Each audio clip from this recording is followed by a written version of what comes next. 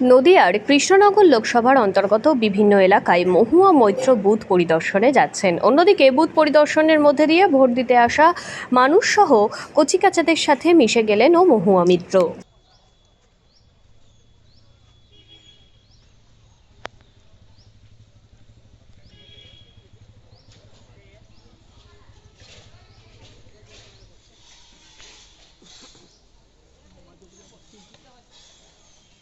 ज्यादा अंदर मत जाना।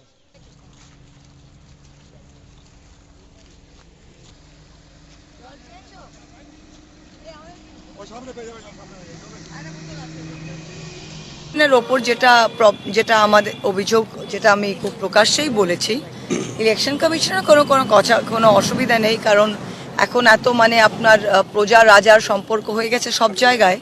যখন ইলেকশন কমিশনকে গভর্নমেন্ট অমিত শাহ এবং নরেন্দ্র মোদী 2/3 মেজরিটিকে তাদের নিয়োগ করে, এটা খুবই স্বাভাবিক যে কোনো এমসিসি ভায়োলেশনে ইলেকশন কমিশন কোনো স্টেপ নেয় না।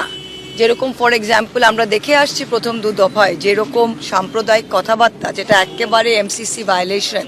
সন্দেশখালি যেরকম এখন দেখানো হয়েছে যে এটা ফেক, এখনো ওটা নিয়ে যে ওরা প্রচার করছে একটা ফেক ঘটনা নিয়ে, তো এগুলো অনেক ওভারঅল এগ্রিজিয়াস ভায়োলেশন হয়েছে, যেখানে ইলেকশন কমিশনের যা করণীয় অ্যাজ এন ইন্ডিপেন্ডেন্ট বডি তা করেনি।